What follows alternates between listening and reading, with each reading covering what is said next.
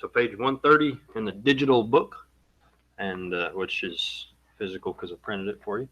And what's that? Digitally, physically printed. 138 in my book here. If you get the, I don't know if he's updated these books or not, but I've got a lot of these from older times, and then some of the digital he updates. Some things he trims back and says, for more on this, read this study, because he's got other books on particular studies that he'll elaborate on.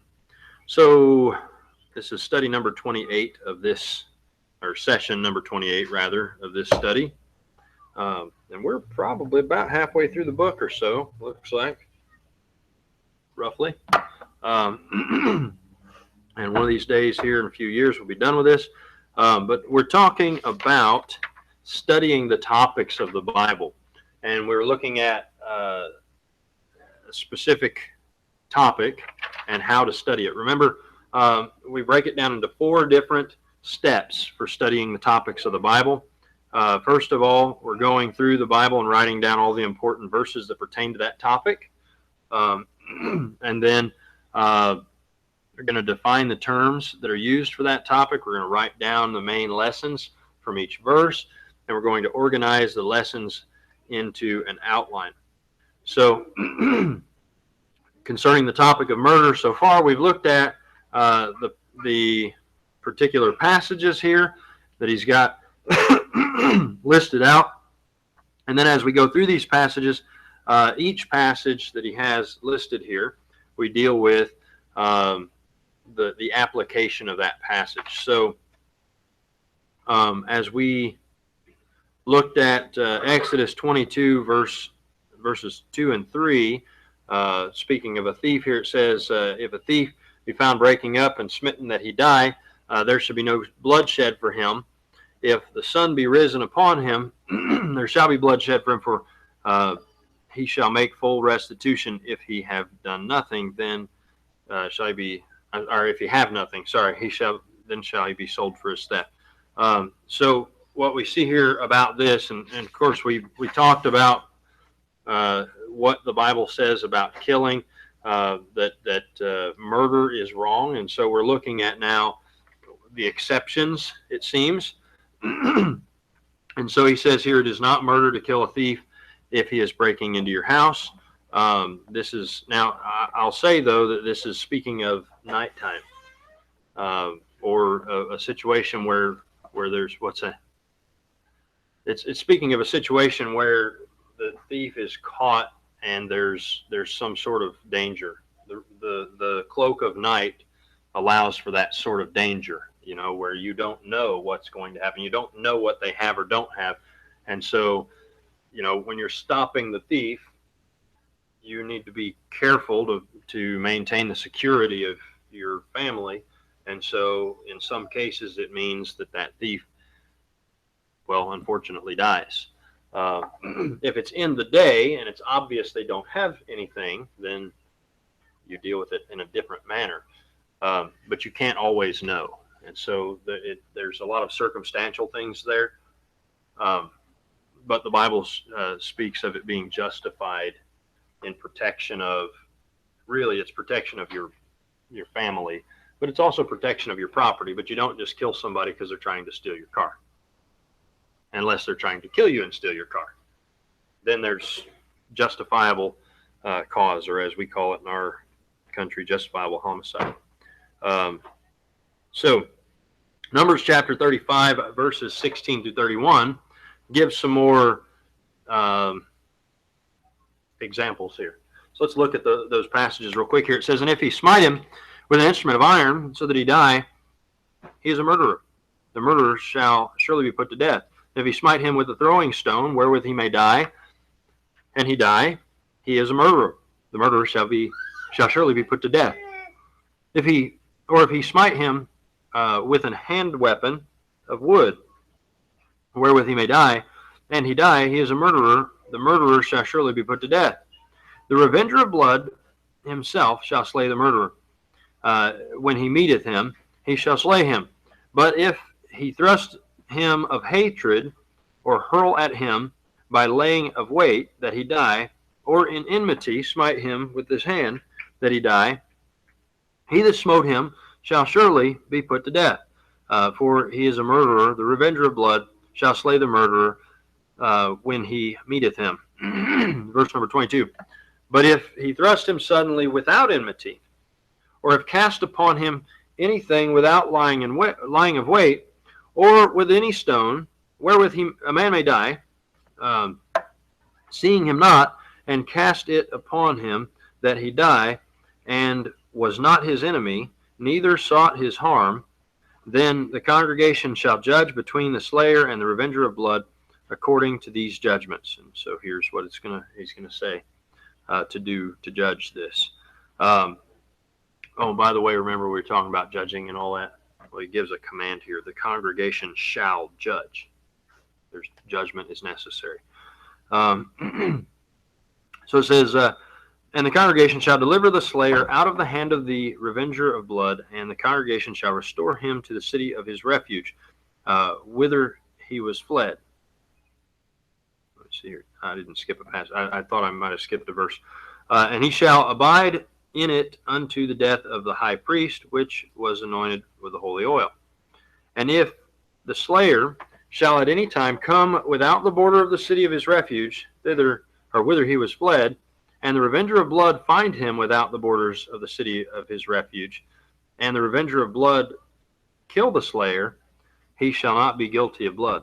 Isn't that interesting? You guys catch what he's saying there? He's saying that if someone killed someone and there was some sort of controversy as to whether or not it was on purpose, or whether it was murder, or whether it was like an accidental thing, or it was just a cause and effect kind of thing. They weren't premeditating, they weren't planning it, they didn't hate the person, it just happened. It says that the slayer would go to a city of refuge, and in that city of refuge he would be safe from the revenger of blood, the revenger of blood being the next of kin in that case. And so the revenger of blood couldn't do anything as long as he's in that city. But say he leaves the city, and now the revenger of blood sees him in the market in another city, he can justifiably take the life of that other man because he's not in the city of refuge. That's interesting. So there's a lot of, I hear wheels turning here now, but yes, sir. Well, except we don't off them if they're if they're caught outside their city, but we sometimes will deport in terms of sanctuary cities.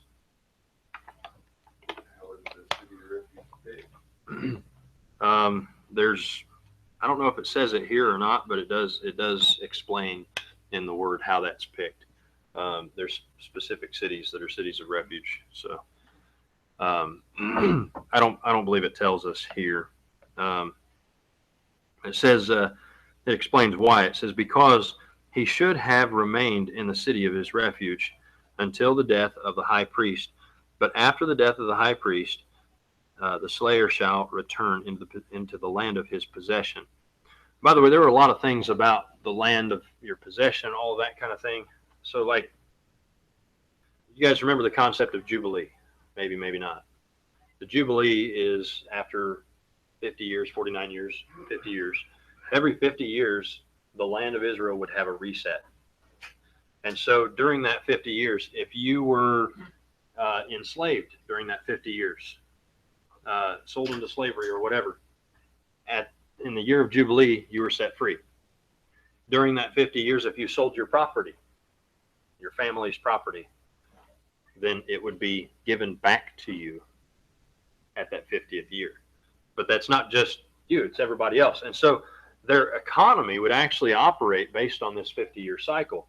And so when that 50 years would be coming up, obviously, if I'm going to buy a property from you to use, and we've only got 6 or 7 years left, I'm going to pay you less than if I bought it after the year of Jubilee and we had 50 years to use it. So that was the concept of the Jubilee. And so when it speaks of the land of his possession, that's what it's talking about. This land was owned by that family, that tribe held that land. And so that's how they kept that in place. In fact, God gave a specific area of the nation there to specific tribes. And so those borders of their tribe, of their tribal area, they would control that. And if they sold to another tribe, they had to reset after 50 years so that it would always go back to the way that it originally was. Just an interesting concept. But it appears that a city of refuge is going to be outside of your possessed land. So if you commit homicide and it's not deemed to be murder, you have to leave your land to go somewhere else. That's a pretty big thing in that time, because they lived off of their land. So it's like, well, the land of my possession. So you either have to go to this other city and buy land there, or you have to go to this other city and work for someone else. Whereas it was, the common thing was, you took care of yourself. You raise your own cattle. You raise your own vegetables. You do your own homesteading and take care of your own family. You don't work for someone else. Generally, that was the concept. Okay, so in this particular case, even though you may not be guilty of premeditated murder, it still messes with your way of life pretty heavily. So it goes on, though. It says, so these things shall be for a statute unto you throughout your generations in your dwellings. Whoso killeth any person, the murderer, shall be put to death by the mouth of witnesses. By one witness shall, it says, but one witness shall not testify against any person to cause him to die.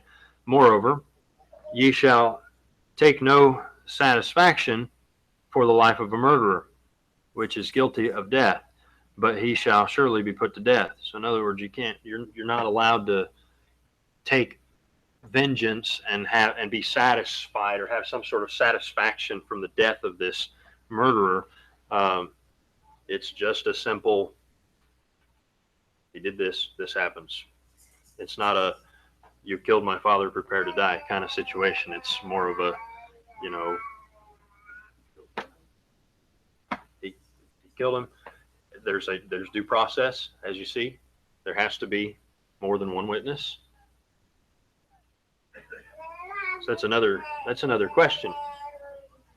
Two people were in a field by themselves.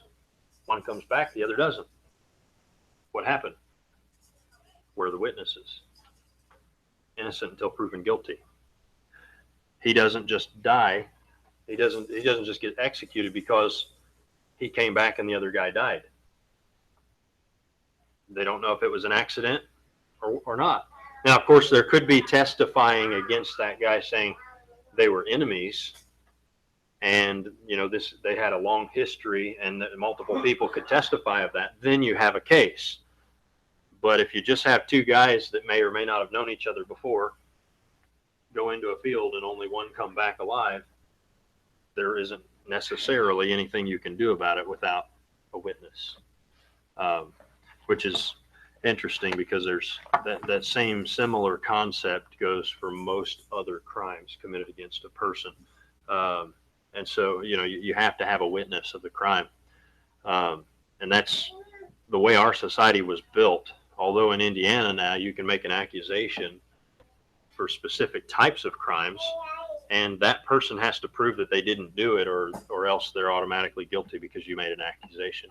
Your witness is enough of a witness against the perpetrator or the alleged perpetrator to have them convicted and put into prison. So I know multiple people that have been falsely accused, but because it couldn't be proven that it was a false accusation, they went to prison. Yes, sir. Yeah, you have a lot of circumstances. Right, that's true. Yeah, that's the other side of that. That's, this is why our standard in terms of youth ministry or any ministry is that you always have witnesses. You know, if you're not in my immediate family, generally speaking, especially if you're of the opposite gender, we're not hanging out together by ourselves.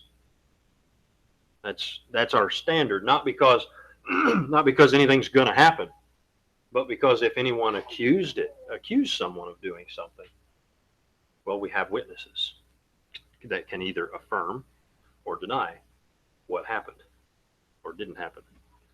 And that's the concept, you know, and I was taught that from our other church. We came from where we were sent to start this one. Anyways, the rule was, you know, if you're a youth director or youth teacher or whatever, if you're in a classroom and there's other kids in the classroom, if there aren't any other kids that are your kids, the door had to stay open so that there were witnesses of what was happening in the classroom. Not because you were going to do anything, but because one of those kids might accuse you of doing something. And if you don't have an adult witness or kids of your own that were in the class that could witness it as well, then you don't have, you know, in our state, you're guilty. Whether you are or not, you're guilty because you can't prove you're not. That's the one law, or one that I know of anyways, where you can be accused and you're guilty until proven innocent. And that's not right. It's not scriptural, but that's the way that they do it. So anyways, that's a whole other story. We're talking about how to study a particular topic here. And the topic we're looking at here is murder. But it goes on, gives us a little bit more information. It says, and you shall take no satisfaction for him that is fled to the city of his refuge, that he should come again to dwell in the land until the death of the high priest, or of the priest. So you shall not pollute the land wherein ye are, for blood it defileth the land, and the land cannot be cleansed of the blood that is shed therein, but by the blood of him that shed it. Interesting. It's exactly what he said when they got off the boat. Remember? Man's blood is shed, by a man his blood shall be shed. Let's see here. Verse number 34. Defile not therefore the land which ye shall inhabit, wherein I dwell, for I the Lord dwell among the children of Israel. So some things here that he points out. He says there are some words and phrases that the Bible student might need to look up. And these are revenger of blood in verse 19, laying of wait in verse 20, enmity verse 21, city of refuge in verse 25. It says, once you have learned the definition of these, it is time to list the lessons from this passage. So first of all, I didn't really spend any time to explain those words necessarily, although we described it and we went through the passage. I believe the passage defines the words pretty well. So anybody want to tell us what a revenger of blood is?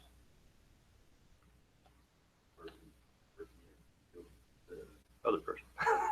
Exactly. Yeah.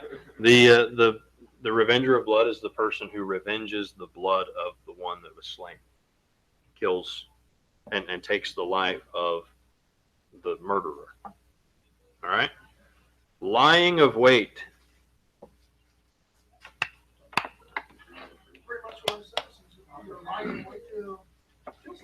Right. Right. Well, and there's multiple. I mean, it can be good or bad either way. You know, lying of wait.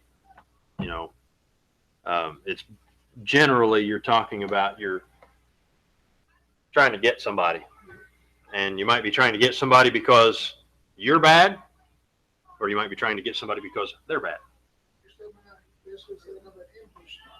Ambush. There you go. That's a perfect synonymous term. Okay, now we have enmity. Enmity. I'd say it's a little stronger than that, but that's enmity comes from the concept of being an enemy.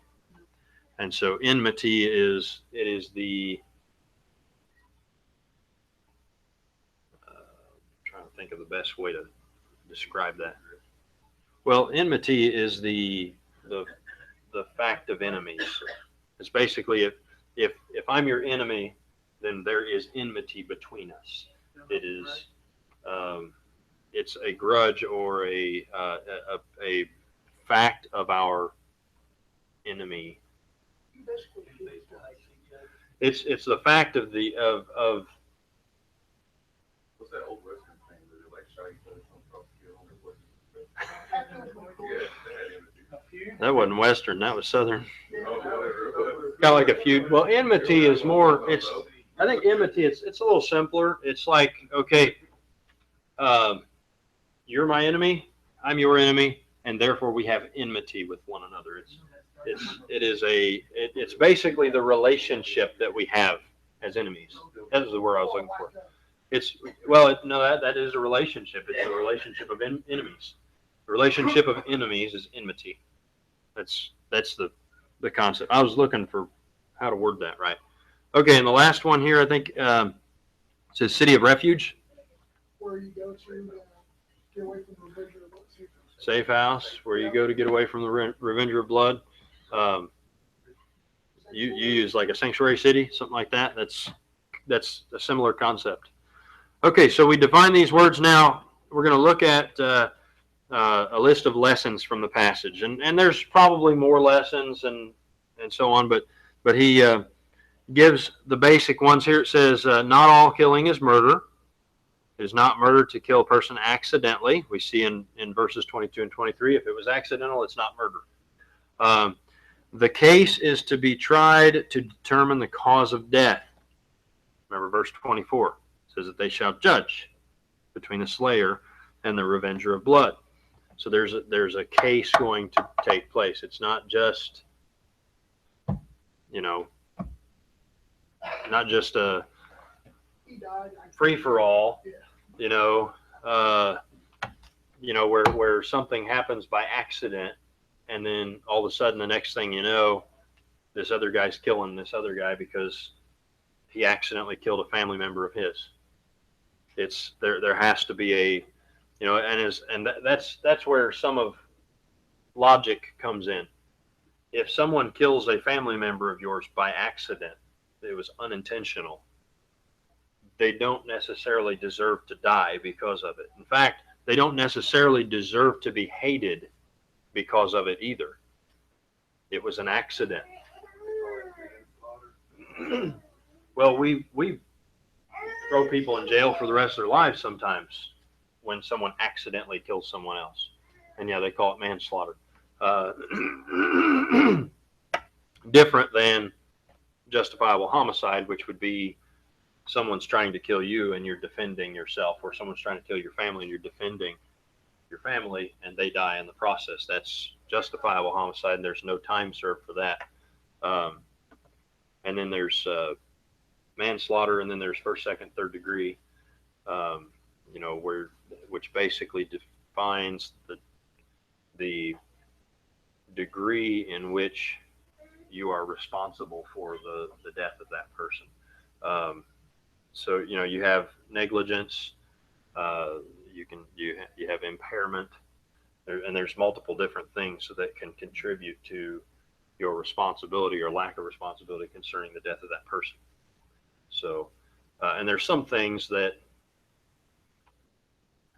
it's got to be judged based on the character of the person, based on their knowledgeability of certain things.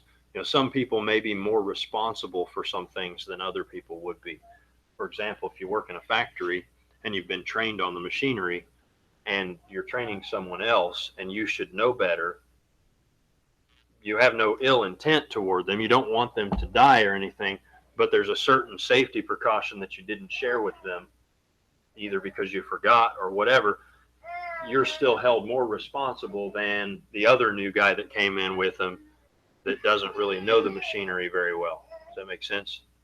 So that's where it would be something happened by accident, or For example, there's some other examples, and I don't know if we're going to get into those, but if you've got an axe and you're using it to chop a tree down, and the axe head flies off and hits somebody and kills them, accident. Things do happen like that. Very, very unfortunate accident. Very precise, unfortunate accident. But yes, sir.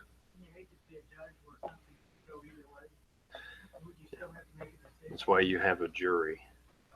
The judge makes the sentence. He did. He set up 70, the Sanhedrin. Yeah, so the elders would make that decision. In fact, here it says the congregation shall deliver the slayer, and it says that the congregation shall judge. And the congregation as a whole would judge based on the representative elders that they would put in place. But yeah, the axe head flies off and it hits the guy that was pushing on the tree. Okay, all right, because you're trying to cut the tree down and make it fall that way, and this guy's holding it like this, and you go to swing, and when you go to swing, the head flies off and hits him right in the head and gone.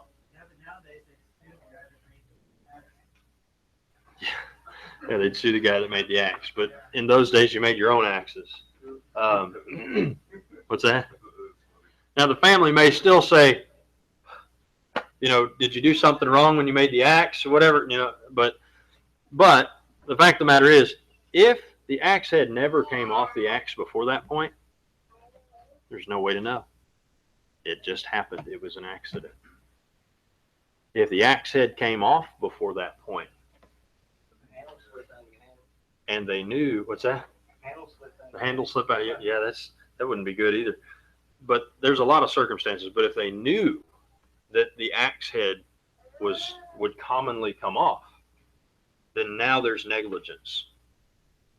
Now, if they knew that it commonly came off, and they told the guy, hey, sometimes this axe head comes off, you need to watch yourself, make sure that you're not within the swing of my axe, and then the guy gets in the way, then that was his problem, not the axer. The axe swinger. The axee, yeah. Full tang axe, yeah. We're talking about, back in the day, all right? There's other examples too, though, when you talk about animals. Sometimes animals kill people. In fact, there's a passage talks about an ox, and I don't know if we're going to look at that or not. Probably not.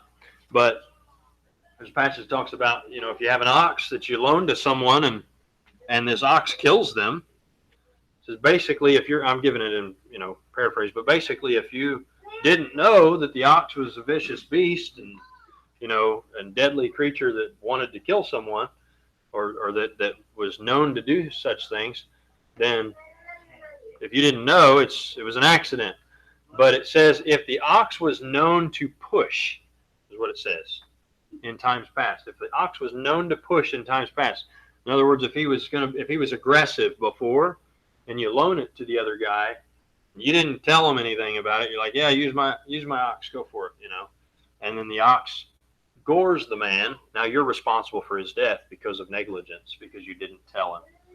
So that's the concept, and I'm surprised that he didn't really deal with that.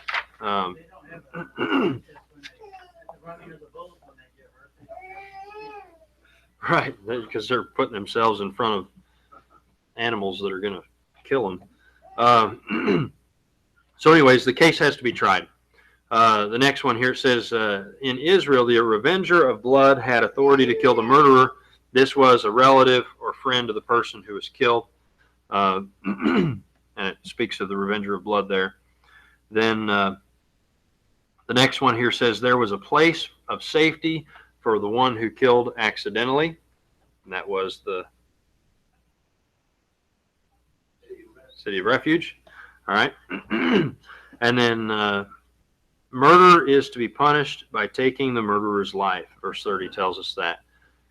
If it was murder, death penalty.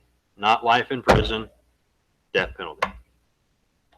That would solve quite a few problems with our system. If there's murder, it's proven. Again, it has to be proven, but it's proven.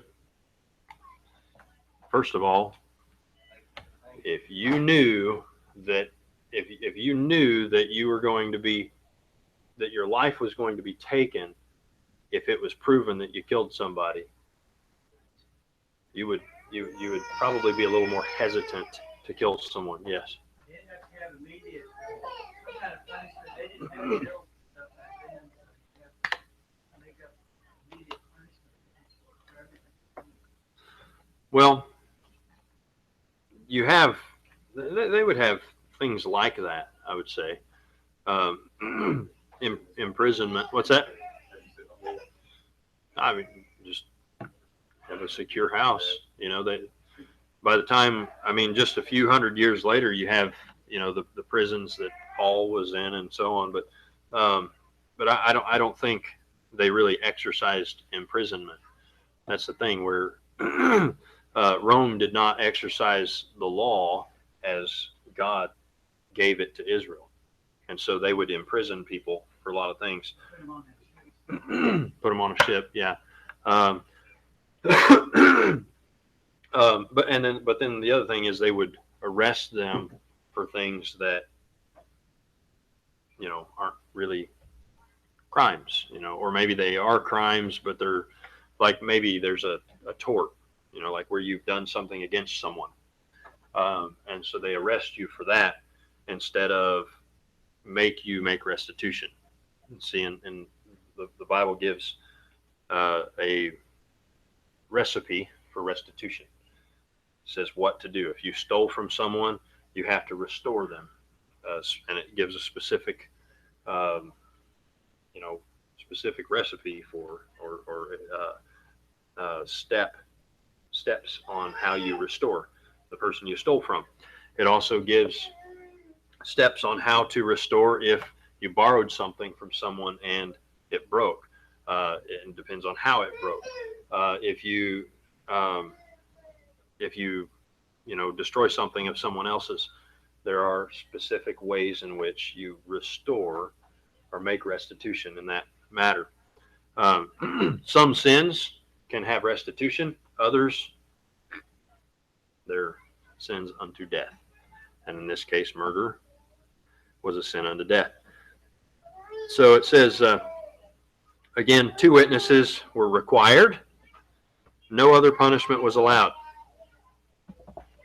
Notice in verse 31 it says that there's no satisfaction for the life of a murderer which is guilty of death, but he shall surely be put to death, or he shall be surely put to death. No other option. In fact, in verse 33 it says, so ye shall not pollute the land wherein ye are, for blood it defileth the land, and the land cannot be cleansed of the blood that is shed therein, but by the blood of him that shed it. The only way that you know, that there's only one way to solve that problem, and that is the life of the murderer.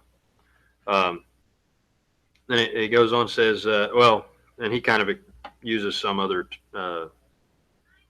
phrase here to describe what I just said there, but he says murder is a very serious crime and it pollutes the land. So he gives some more examples here of other passages. We see Matthew chapter 5 verses 18 through 20, and then we have you know, talking about, you know, how murder comes from the heart, and he gives that as as the lesson that we learn.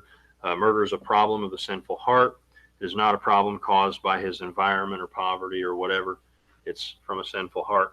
And even if somebody says, well, I had to kill him because I needed what he had, because if I didn't take that food that he had, I would die of starvation, so I had to kill him. That's not justifiable homicide. That is murder, and it's not because of your poverty, it's because of your wicked heart that felt like it was okay to take something that belonged to someone else. and take their life in the process. We have Romans 13, 1 through 4, speaking of authority here. Again, he says if there's a word or a term or whatever that you don't understand, look it up. And then we have a major lesson, and that is that God has given the authority to civil governments to put evildoers to death. So there was a little bit of a tweak.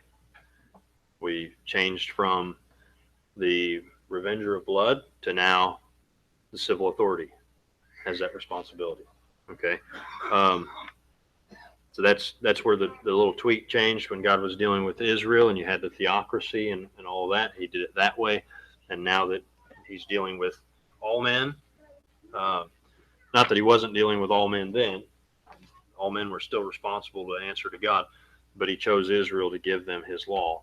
And so he dealt with them in that way.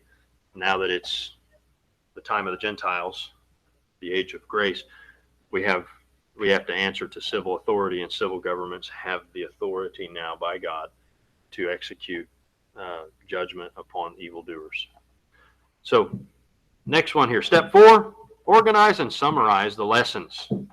So basically what he's done is he's taken some of the lessons that were throughout the different passages, and then he's put them in kind of like an outline format. So Bible lessons about murder and killing. He mentions first that murder is a horrible crime. The Bible says that the man who takes the life is to forfeit his own, as we saw when they got off the ark. That's what he said that was going to happen. Killing and murder are not always the same. There are at least 3 occasions in the Bible when killing is not murder. That is accidental death. It is not murder to kill someone accidentally. Self-defense. It is not murder to defend oneself, one's loved ones, and one's property. Capital punishment is not murder. It is not murder to put criminals to death for heinous crimes. And by the way, capital punishment in the Bible was not just for murder. If you committed adultery and you were caught in the act of committing adultery, it was death sentence. And I know, people bring up, well, what about the woman that was caught in adultery? And Jesus said, those among you who are without sin, cast the first stone. He wasn't saying that law no longer applies. They brought one party of the crime. If she was caught in the act of adultery, where's the guy? The Bible says both of them shall be put to death. Both of them. They brought one. They were trying to trip him up. It says at the very beginning of that passage that they came trying to, I'm not quoting it, but they came trying to trip him up. They were trying to get him tripped up in his words so that they could prove that he was not the Messiah. Mm-hmm. Why they didn't bring him? He probably was there.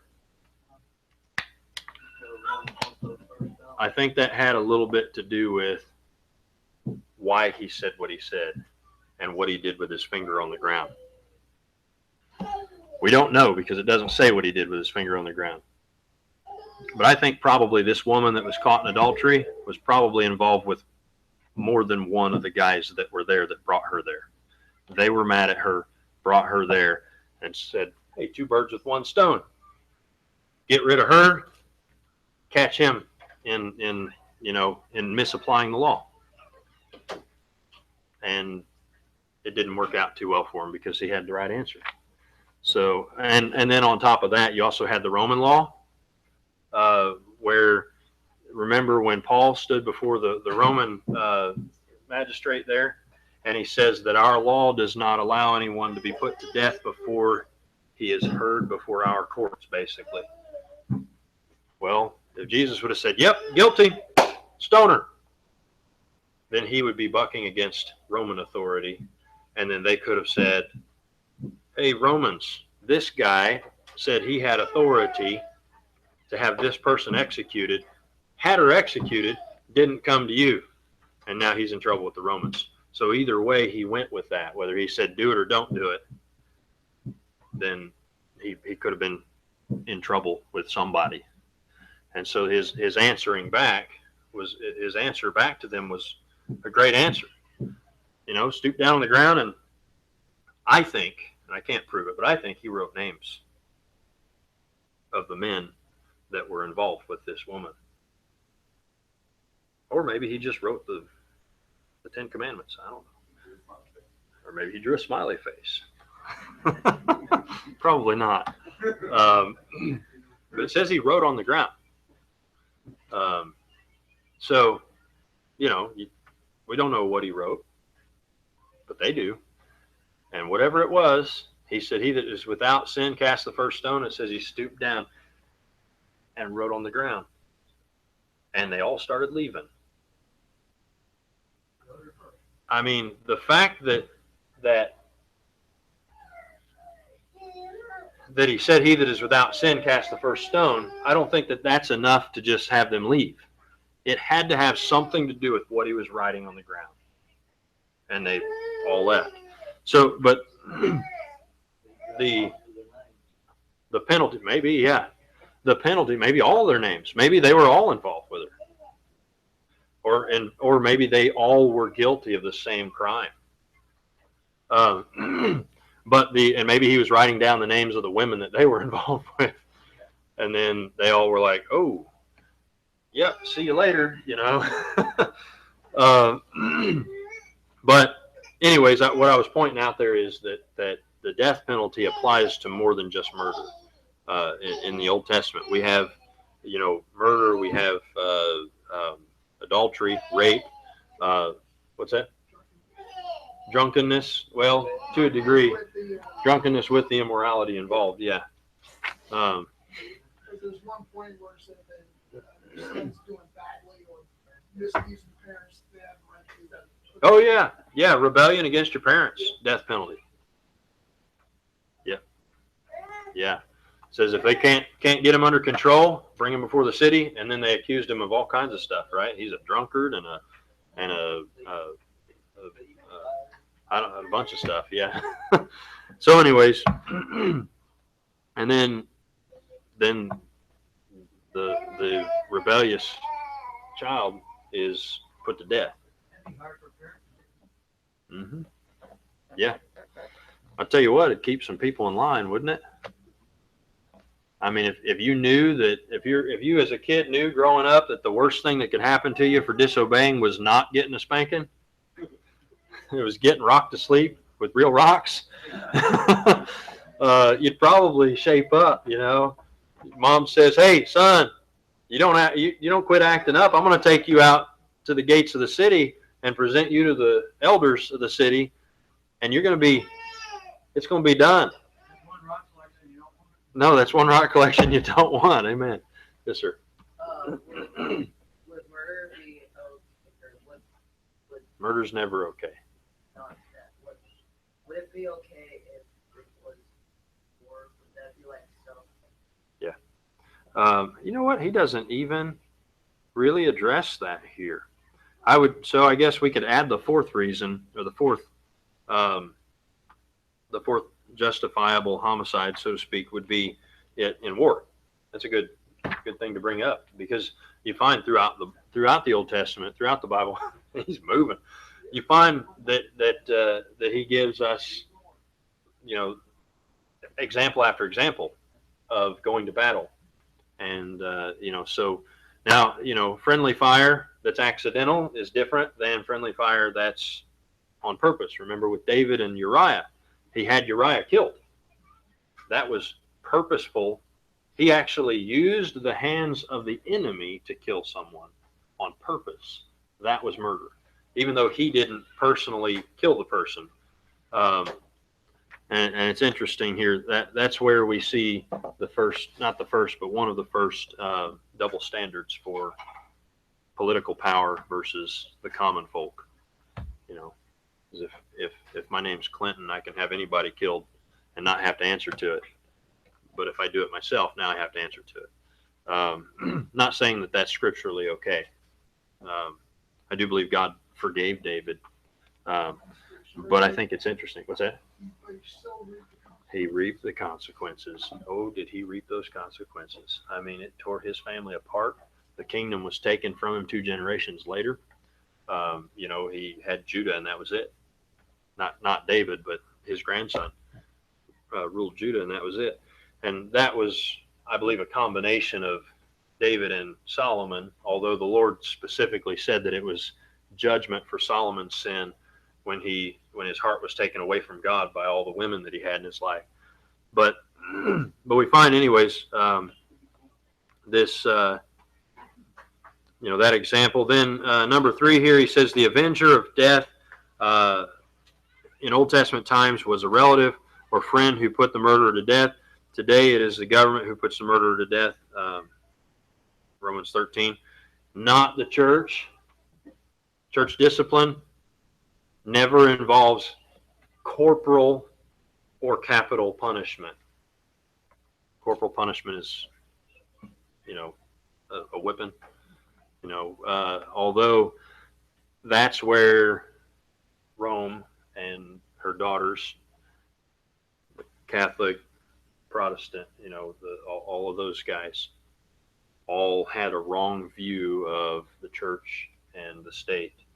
They put them together, and they felt that, we can have our own executioners, and we can, execute for false doctrine or for whatever. And so they tried to keep things together, and they said, God replaced Israel with the Roman Catholic Church, and that's not right. That's not true. Murder defiles the land and requires capital punishment. Number 4 here. Number 5, murder is a problem of the heart. And so he gives a conclusion.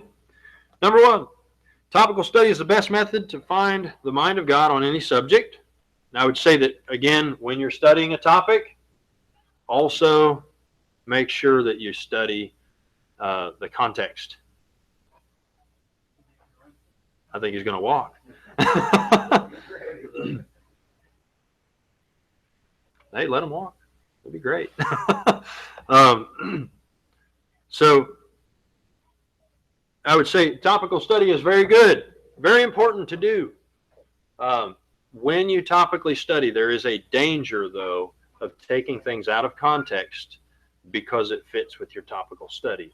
You must be careful to maintain the context of the passages you're looking at. But he says here it's the best method to find the mind of God on any subject. Number 2, he says that topical study is only helpful for studying larger topics of the Bible, but also not only helpful for studying larger topics of the Bible, but also for smaller ones. Number 3 says the topical study method is also very helpful if you need to check out a certain teaching. So something maybe you hear me say, or some other preacher, you want to check it out, go through the Bible on that topic. Study to see if those things are so. Then he gives us home study project, says you can choose a subject that you please or that you would like from the Bible and follow these guidelines in studying it. Next week, Lord willing, we will begin on studying the books of the Bible.